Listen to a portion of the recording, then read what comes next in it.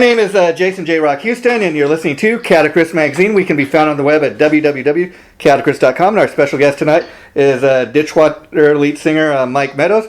Welcome to the show, Mike. How you doing? I'm great, man. Thanks for having me. Yeah, thank you. Thank you for doing this. Now, Mike, I wanted to ask you because typically for years Chicago's been known as it's where the blues were born. So my question to you is, when you were growing up, was there always like a blues scene in Chicago? And on that front, what's it like to be a metal band? Have to fit in with all those other blues type of bands. Yeah, so when I grew up in Detroit. Oh, okay. So I was more of a Motown kid.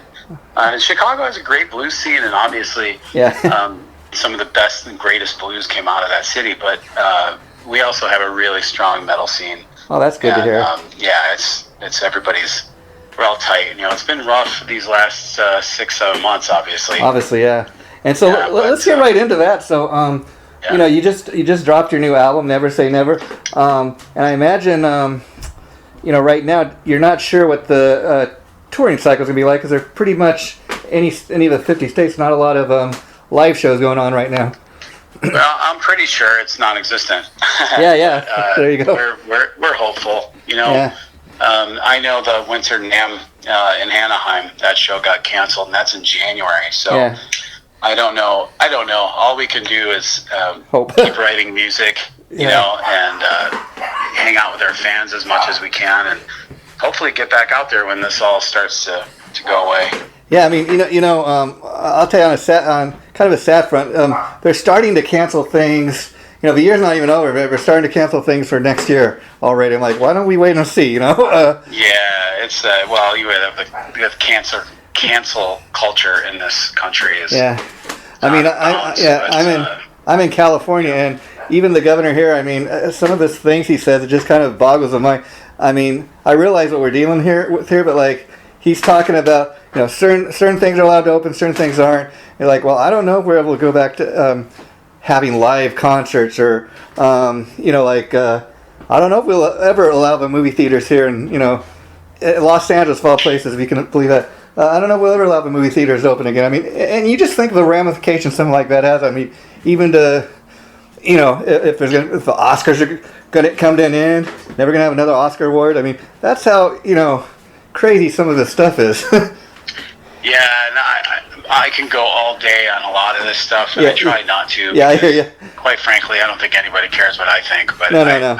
It's just sad. When they start throwing out science, I don't think there's any science to this. I think it's all politically motivated. Everybody's trying to stay in front of everybody else. One state's worried about the other state. I don't know, man. All I know is there's a ton of people out of work. There's a ton of people suffering from depression. They can't leave their house. Yeah. You go one place and there's nobody with masks. You go to the next place and there's a ton of people with masks. I don't know. I haven't stopped working. And I'm around people all the time, and I'm good. So I worry about other people, family and people around me, and it's just it's sad just state of affairs life here. That's all it is, and hopefully it's not the new normal. Yeah. So getting back to Ditchwater, I'd like to ask. What year was the band formed? As far as I'm concerned, 2002, because that's when I joined. But okay. I believe the first Ditchwater recording was released in '96, if I'm not mistaken. Yeah. So let me ask you, Mike, were you much of a fan of the band prior to joining, or did you kind of become a fan after you joined? My band I was in prior to Ditchwater, and Ditchwater played a show together.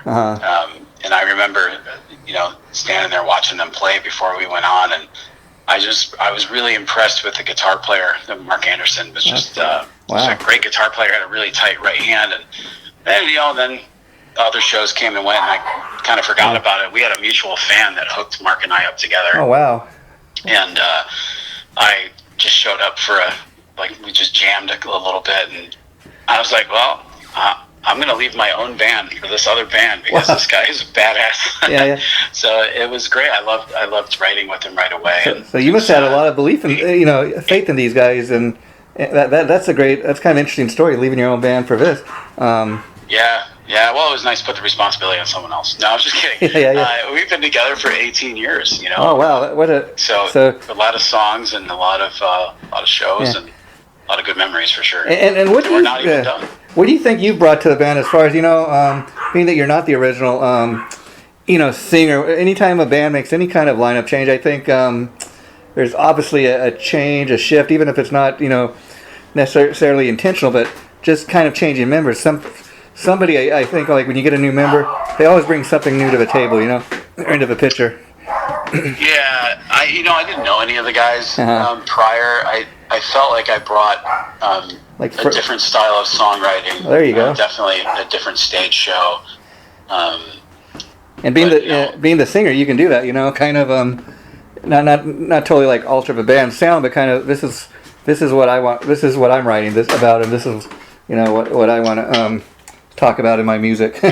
Yeah, for sure. And they had great songs. Yeah. So I just took that and put my own little stamp on it, and we definitely clicked together. Yeah. Mark's he's just such a heavy sound. His tone is awesome, and I love the heaviness, but I was always a big fan of melody. Yeah, that's interesting you say that, because I was listening to the download your publicist sent me, the album, and you guys got really a fresh, original sound, in the sense that I don't know necessarily that you sound like a lot of other metal bands out there. I kind of heard like maybe a Sabbath influence. I don't know if you guys were at all influenced by them, but the point being, when you listen to a band for the first time, oftentimes you try to think, who do these guys sound like that I've heard before? And I can't say you sound like too many other bands that came before you.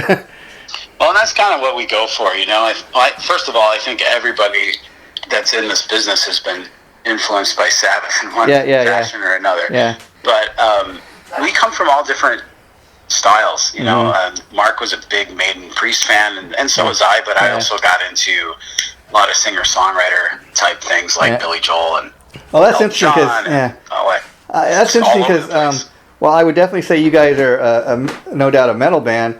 You got a huge metal element to what you do. I do hear the melody throughout the album, and I think that's that has a lot to do with your talent as a songwriter. I get asked quite often, like, why? Why don't you scream? This would have been a great part for you to scream. And I guess for me, I enjoy watching the crowd sing back to me. Yeah. So that and if I like singing it, I know other people are going to like it. So that's how I look at it. So when we go through all these songs and we're kind of changing parts and doing this, I just listen to it and go, you know what? I would sing this. This is how I would do it, and people are going to dig it, and it's us. We don't really sit down and think about who we can sound like. I agree with what you're saying, because there's a certain art to bands that do that. Perfect example is Slayer. Okay, people say Slayer, and they're great at what they do. Don't get me wrong, but just those screeching, screaming vocals, every single word. After a while, that I would imagine even for a singer that gets tiring. It's more. Yeah, and that's hard stuff to do too. And I'm a huge Slayer fan. Yeah, again, and that was the funny thing. Like I was a kid. One second I was listening to Slayer, and the next I was hanging with my dad listening to Johnny Cash and Merle Haggard. So I was kind of like all over the place. Wow.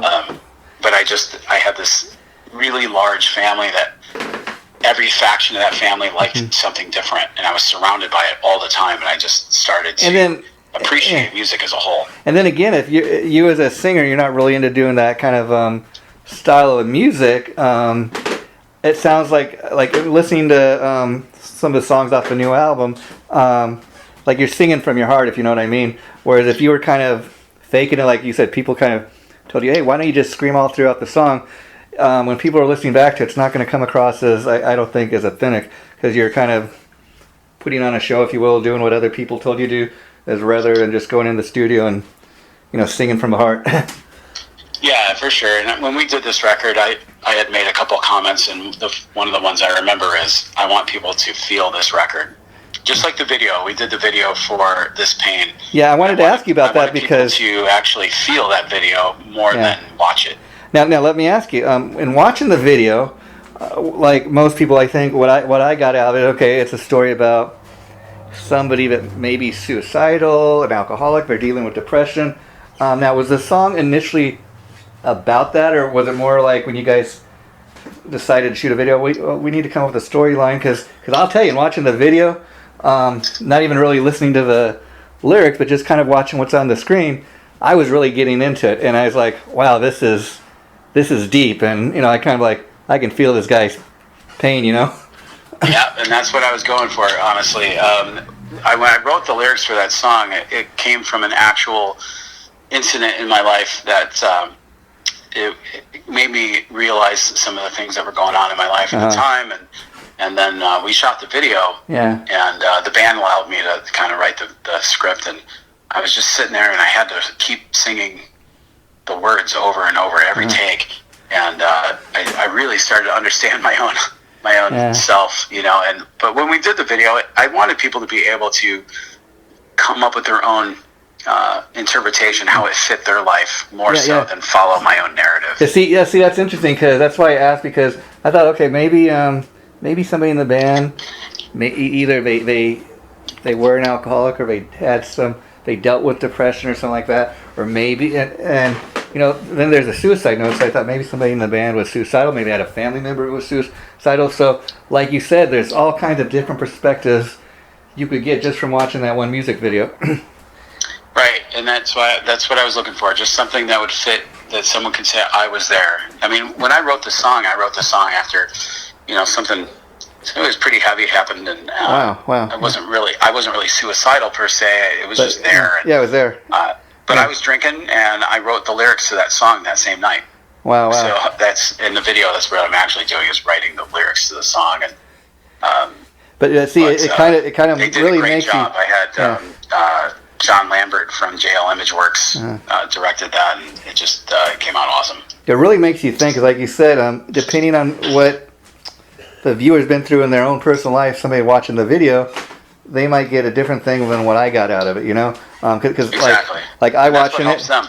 Yeah, I was watching it, and I was like, oh, it looks like it may be a suicide note, but so it's very kind of intense. It's but I tell you, like, it's interesting because I was so into what was going on, in the video, not just the performance, but with the actors, and the alcoholism, heavy drinking, and all that, and it really, I was kind of paying less attention to the music and more attention to what was going on the screen. It was very, very interesting. But I think that was a great choice as far as going maybe for a first single. Have you guys thought about releasing more videos off the album? Yeah, we were just in a meeting about that not that long ago. I think the next single will be for the song "Hands Held Out." Oh, okay, I'll get to write that one too. I'm really having a good time with this video thing. Yeah. And talk about the pain. Like, for most of it, it's a great performance of a band. So, how many hours did just that part of the video of you guys in the room, kind of playing your instruments and that? How long did that take to shoot? And then how long did the scene? It was a 2-day shoot. So any of the scenes that were just me, at the bar, that was a day. Okay. Going through all that. There was a lot of footage we shot that we didn't use, but and then the next day we shot, that was the band footage, and then the the young lady smacking me around. Yeah. That took some time. And have you done much acting before? And I asked that because, again, like the scene where you're at the bar, that just is so intense, and it's like something you'd see. First of all, the video itself, it looks like something you'd see back on MTV back in the day, or Headbangers Ball. It looked that professionally shot. So kudos to you guys for that, because it was really professional looking. And thank you. Yeah, John Lambert did a great job. JL Imageworks was an amazing company to work for, and they kind of took some ideas, and we sat and refined them, and he just knocked it out of the park. Yeah, and so what are some of your favorite songs? I was talking about The Pain because that's the first single in the video, but what are some other songs you're really enjoying off of a new album? Definitely This Pain, because it was the most personal, probably. The Way You Are, I had written, and I did not plan for it to come out the way it did in the studio, but once it did, I fell in love with it. And that's actually another very personal song. It came from an actual experience with somebody, and I get pissed off every time I sing it live, which is perfect. So yeah, and what's that like to be in the studio recording these songs that or something you've written about, like almost a page out of your life? It could be a good experience. It could be maybe something not so good. But when you're up there on stage and you're singing the lyrics to the fans, people that come to the shows, like, are you kind of reliving that experience, or are you just kind of in the moment, if you know what I mean? Personally, I do. I relive it every time. There are certain songs. Definitely This Pain, The Way You Are, Against My Better Emotional Reasons, All About You, like those songs. Yeah. Absolutely. Every time. Wow, that's amazing. I lose myself in the songs. And then some of the other ones, like, Mark wrote Enemy of the People, and I lose myself in that song with the fans. Wow. So it's kind of fun, and a show is like a movie for me.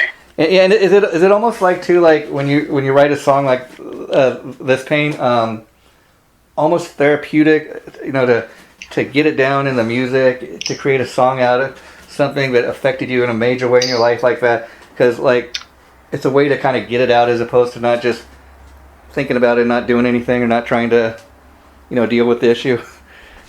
This Pain was very therapeutic for me. To pick a song, that one was after I wrote it, and then we recorded it, and I would have to listen to different mixes, and very therapeutic. Got me through. I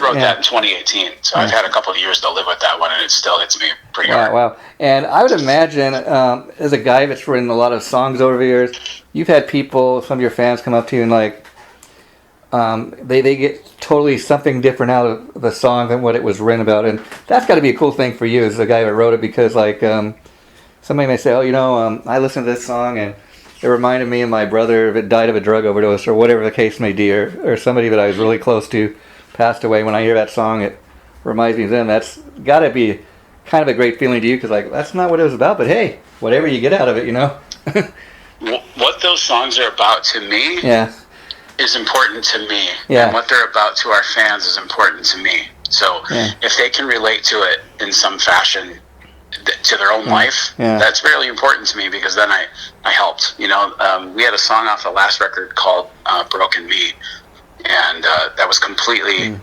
from a fan perspective. She told me a story, and I just wrote a song about it. Wow. And did you ever tell that fan, or have a chance to communicate to that fan that, hey, that song was about the story you told me? Yeah, I actually sent it to her before we released it. Oh wow, that's just to kind of get her blessing. That's cool. Yeah, it became one of her favorite songs, so it worked out. Well, that's a great story. And I know you're not an original band member, but I would think, being in the band almost 20 years, do you happen to know the story behind the band's name? Kind of. I think they were just all sitting around and someone threw it out there, and there's like, hey, how about Ditchwater? And Mark, he was like, yeah, you know what? Yeah, that works. I always love to ask people that, because everybody tells me that's the hardest thing, is coming up with a band name, because for many reasons, like a lot of bands that you don't even know or even existence, you have to do a search for the name, and you'd be surprised how many bands have the same name. Right, yep. Yeah. That's happened to some friends of mine that thought they had a good thing until they got served. Then they had to change the name, and a whole bunch of money spent, just trying to your label repressed. And I got to say, you're on a great little label there with Pavement Entertainment. How did you guys hook up with them? I mean, did you send them like a package, like a promo packet, or did they come approach you about going with them? We're a Chicago band, and Pavement's a Chicago label, so Tim and Mark were aware of us for years. Oh, okay. We had released this record on our own in October of 2019, and I don't think we sent anything. We've been an independent band for so long. We just they contacted us, and they're great guys. And such a great organization. It was hard to say anything but yes. And what I love about Pavement as a label is Tim King, who you mentioned, many people know as the bass player from the band Soil, and this is a label he started, and you'd think a guy like that would start a label and sign nothing but metal acts, but they got everything from metal to rap. I mean, they even signed Candlebox, which was a major kind of alternative band from the 90s when they got back together. and so they got Puddle of Mud. They got a lot of great bands on there, and so being on a label like that, that's got to be fun because just the roster of artists they got. I mean, a lot of those bands on that label, they often do like tour packages and stuff together. So that's kind of got to be something you guys are kind of thinking about. I am super excited for a post-Corona world. We talked about all sorts of tours back in January, February, and some of them even got booked. And then obviously whatever happened, and now we're just sitting around writing the next record. So and what I love about a label like this is it's not just owned and operated by a guy in a suit who knows nothing about the music business. This is a guy that he's been a musician for many years. And now he's trying to help other bands kind of, get their break or whatever.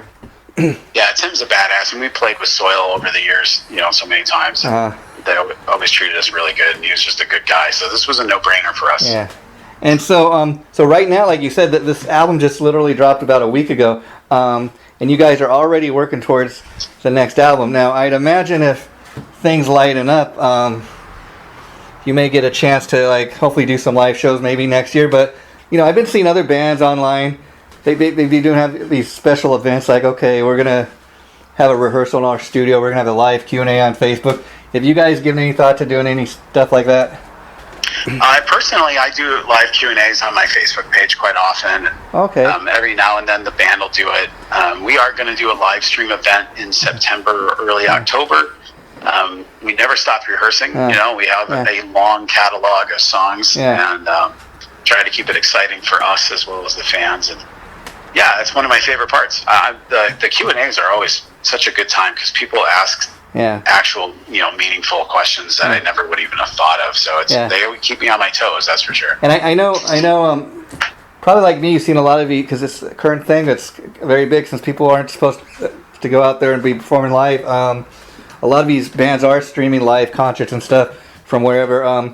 What have been your thoughts on that? I mean, you said you're going to be doing one, so do you think they've come out pretty good so far? But people that have been doing them. Yeah, I've seen some really good ones. I've seen some great ones, and I've seen some that were better off not shown. But, you got to learn. I think that's kind of a cool thing. So you've had a chance to see other bands do it, and you kind of, like you said, we've seen what's worked and what hasn't worked. Right, and we've been around for a little bit, so we kind of know. And, hooking yourself up with the right company to simulcast that and the right sound, and kind of just having fun with it. I don't think we've ever had a full-on show with nobody in front of us before, so this will be a lot of fun. Yeah, and kind of be interesting too at the same time, not having that live audience to kind of feed off of. But you do what you got to do. And as far as the new album, I was curious. Were these songs all specifically written for this new album, or were any of these songs laying around for a while? No, I think this was all we sat down and decided. Back in early 2018, late 2017, Mark and I weren't necessarily talking, whether it was for one reason or another. Just life got busy, and we were taking a break, and he had a family member wind up in the hospital, and he called me, and I said, I'll be right there. Same day, I just got up, drove over there. Wow. And we just sat and talked, and I said, what, why don't we do a record? We'll do a record, we'll dedicate it to your parents, because Mark's parents have been so supportive of us over the years, and we'll just go out, we'll do one show, and say goodbye. Wow. And he's like, it's a good idea, So we sat down, we started writing songs, we started putting the band together to rehearse, and then a show opportunity came, and I said, let's just do one show, what could happen? So we did. And then we did another one, and then we did another one, and then we finished the record and did a bunch more, so it just became fun, and we're probably closer now than we were 18 years ago, so it's been cool. Fun for me. And so let me ask you, when you guys go to the studio, do you usually have everything pretty much written and picked out, as far as knowing which songs you're going to record, or do you go in the studio and kind of jam everything out live as a band? No, that's a very expensive thing to do. So our pre-production's done on our own in rehearsals, and we know what we want for the most part. I leave the vocals open for interpretation more so because I feed off of what goes on in the studio. So I I don't necessarily nail it down prior, but I work on it really hard in the studio, and Mark's always there with me, so we do it together. And as far as the recording process, are you guys usually in the same room, or does everybody kind of do it the modern way, like you go in and record your vocals, the drummer does his parts, and you piece it all together? Yeah, so usually this record was a little different. I had a lot of stuff going on, and I wasn't there for the tracking of, I don't think, anything but some of the guitars and all the vocals. Oh, wow. Usually the vocals are me, the engineer, and Mark, and that's usually it. And then I'd imagine it's a great little feeling once everything is kind of recorded and mastered and you have that final product in your hand, especially, like you said, you'd released this album previously, but it's now, you got like a real label behind you guys, so that's got to be kind of a great feeling, finally have it in your hand and stuff. It was great from start to finish, honestly. Like, it was a good experience. We had a great cover. We had good people in our corner. We had the right songs. Like, it was just, and of course, we would get signed, and then there'd be a global pandemic, because that's our luck. Yeah, well, it could have gone the other way. You could have got signed. They could have dropped you. Oh well, we're not gonna be able to promote this or whatever. But I got to tell you though, that's one thing I think that's great about that label and bands like you guys that are not only recording new music, because there are bands that have been around for years, and let's be honest, a lot of people aren't buying CDs, and so a lot of these bands, like, we're not going to bother recording or writing any new music. We'll just live off our catalog of music. But me as a music fan, I still dig, going and checking out new music and stuff. So I got to say thanks for doing that. And even because of this pandemic, like, there are a lot of albums that should have already been released this year, but a lot of the bands are like, we're going through this, so why bother releasing the album right now? We'll wait till maybe next year to do it. But there have been bands that did decide to do it your guys' way. Well, you know what? Maybe we can't go out and play live, but we're going to release our new album anyways. And I think that's kind of, in my opinion, that's a cool way to go. Yeah, I would rather put another record out next year too. Like, that music builds up inside you, and there's Mark's a library of riffs, so it's never hard to sit down and write music with that guy. And to me, it's a cool thing as a fan, because like, you kind of think, okay, maybe I can't go see my favorite band live right now, but they just put out a great new album. I'm going to be spinning that as often as possible, So even though you're not able to go out and perform live right now, you're giving a little something to your fans. That's cool in my mind, Yep, that's what it's for, because without our fans, there's really no reason for us to be around. Yeah, and let me ask you, Mike, when you guys do perform live, how hard is it to come up with the set list? I'm talking like, how much is classic material going to be versus, let's say, stuff off a new album when you do start to tour again?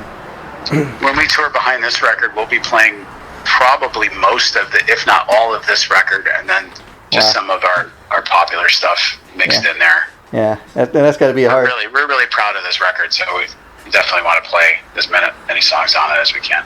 Yeah, and then I wanted to ask you, like, you talked about some other guys, but who are some of the bands that influenced you, or even singers that influenced you to do what you're doing?